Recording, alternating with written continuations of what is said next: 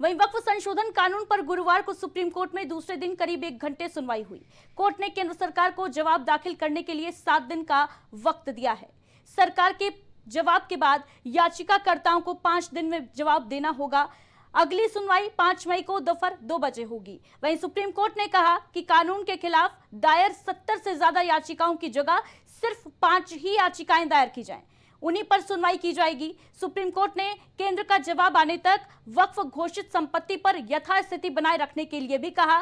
तब तक सरकार को 3 निर्देश मानने होंगे। वक्फ बोर्ड पर केंद्र के जवाब तक वक्फ संपत्ति की स्थिति नहीं बदलेगी। वहीं कोर्ट से वक्फ घोषित संपत्ति डिनोटिफाई नहीं की जाएगी। इसके अलावा वक्फ बोर्ड और केंद्रीय वक्फ परिषद में कोई नियुक्ति नहीं होगी। सुप्रीम कोर्ट के इस अंतरिम आदेश के बाद जहां नए वक्फ कानून का विरोध करने वाले सर्वोच्च न्यायालय का आभार व्यक्त कर रहे हैं, तो वहीं सत्ताधारी बीजेपी का कहना है कि अभी आदेश आना बाकी है। हम पूरे उस बिल को उस एक्ट को अनकॉन्स्टिट्यूशनल मानते हैं और ये आर्टिकल 25, आर्टिकल 26, 14 और 15 और 29 का ग्रेव वायलेशन है। ये हम पहले से ही बोल किया है और आज फिर आपके सामने रिपीट कर रहा हूँ। 5 साल प्रैक्टिसिंग मुसलमान का तो रहेगा, अब उसको कौन डिसाइड करेगा? अब कोई महिला है उसको कौन डिसाइड करेगा? तो ऐसे कई उसमें जो अमेंडमेंट्स के जरिए लॉ बनाया गया है, हम उसके आज भी मुखालिफत कर रहे हैं और कल भी अपोज करते रहेंगे। और लीगली हम सुप्रीम कोर्ट में चैलेंज किए, हम उसको उन तमाम चीजों को violation of the fundamental right. वहीं वक्फ संशोधन कानून को लेकर जहां एक और पूरे देश में राजनीति गर्म है, मोदी सरकार इस कानून को मुसलमानों की भलाई के लिए जरूरी बता रही है, तो वहीं कांग्रेस समेत अनेक विपक्षी पार्टियां और कई मुस्लिम संगठन वक्फ संशोधन कानून को मुसलमानों के खिलाफ बता रहे हैं। दूसरी ओर दाऊदी बोहरा समुदाय के लोगों ने देश के प्रधानमंत्री नरेंद्र मोदी से मुलाकात की है और उन्हें वक्फ संशोधन कानून के लिए शुक्रिया कहा है।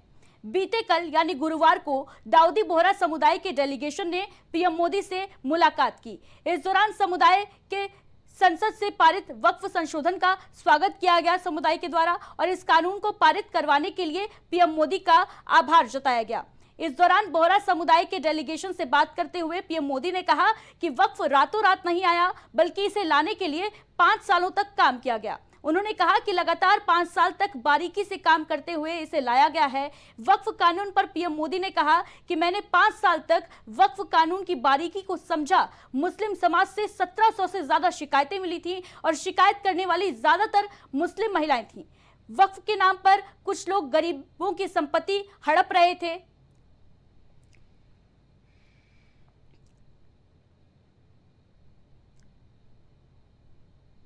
तो पीएम मोदी ने बोहरा समाज से मुलाकात की। वक्फ पर भारी बवाल जो मचा हुआ है, उस बीच ये बेहद खूबसूरत तस्वीर कल देखने को मिली। संतोष जी नेता हैं बीजेपी से, हमारे साथ जुड़ चुके हैं। संतोष जी, पहले तो बहुत बहुत स्वागत है आपका। वक्फ कानून को लेकर जिस तरीके से एक और मुस्लिम समुदाय भारी विरोध प्रदर्शन करते नजर आ रहा है, तो वहीं पीएम मोदी ने बोहरा समाज से मुलाकात की। इन तस्वीरों के क्या मायने हैं सर?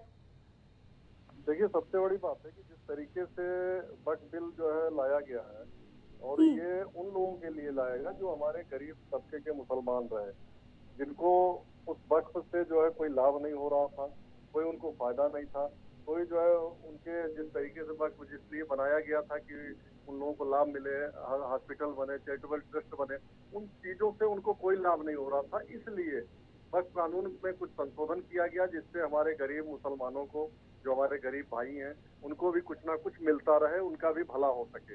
लेकिन जो लोग इस पे कब्जा करके बैठे थे, जो लोग जो है इस पे अपना आधिपत्य जमाए हुए बैठे थे, एक चंद लोग हैं।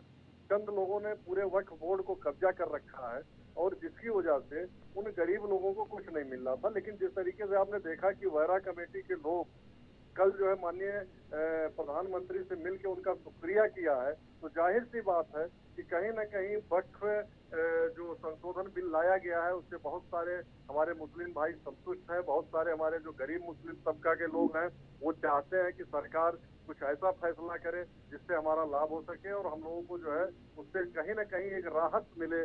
जैसे हॉस्पिटल बन जाए, उससे गरीबों के लिए मकान बन जाए, बहुत सारी ऐसी व्यवस्था है जिससे गरीब मुसलमानों को आगे बढ़ाया जा सकता है। और इसीलिए कल जो है सारे लोग इकट्ठा होकर माननीय प्रधानमंत्री मोदी जी का शुक्रिया भी किया उन्होंने।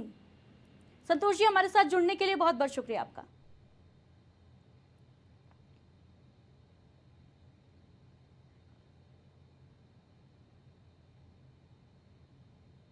वहीं महाराष्ट्र में मराठी और अंग्रेजी मीडियम के स्कूलों में पहली और 5वीं कक्षा तक के छात्रों के लिए हिंदी को अनिवार्य तीसरी भाषा बनाया गया है। इसको लेकर राज्य में सियासी बवाल मच गया है। राज ठाकरे की पार्टी महाराष्ट्र नवनिर्माण सेना ने कहा कि वो इसका पुरजोर विरोध करती है। पार्टी सुनिश्चित करेगी कि इसे लागू न किया जाए। राज ठाकरे ने ट्वीट कर केंद्र सरकार की 3 भाषा की नीति की आलोचना की और एक्स पर कहा कि 3 भाषा का फॉर्मूला केवल सरकारी मामलों तक सीमित रखें, इसे शिक्षा में लागू ना करें। वहीं हिंदी पर मचे इस घमासान के बीच अब महाराष्ट्र के उप मुख्यमंत्री और एनसीपी के प्रमुख अजित पवार ने कहा कि जो लोग इस फैसले का विरोध कर रहे हैं वे वास्तविक मुद्दे ना होने के कारण अनावश्यक विवाद खड़ा कर रहे हैं। तो आपको बताते चले कि महाराष्ट्र सरकार ने हिंदी को पाठ्यक्रम में अनिवार्य रूप से शामिल कर लिया है, जिसके बाद से महाराष्ट्र की जो सियासत है वो हिंदी के अनिवार्य होने पर संग्राम में बदलती नजर आ रही है। सियासी संग्राम छिड़ गया है महाराष्ट्र में सत्ता पक्ष और विपक्ष के बीच, जहां राज ठाकरे ने ट्वीट कर कहा कि हिंदी को महाराष्ट्र में लागू ना किया जाए, पाठ्यक्रमों में ना शामिल किया जाए। त्रिभाषी जो पॉलिसी है केंद्र सरकार की, उस पर सवाल खड़े किए। वहीं दूसरी तरफ अजित पवार ने कहा कि जो त्रिभाषा है वो लागू रहेगी और अनावश्यक विवाद ना खड़ा करें। तो महाराष्ट्र में हिंदी के अनिवार्य होने पर सियासी तकरार छिड़ती हुई नजर आ रही है।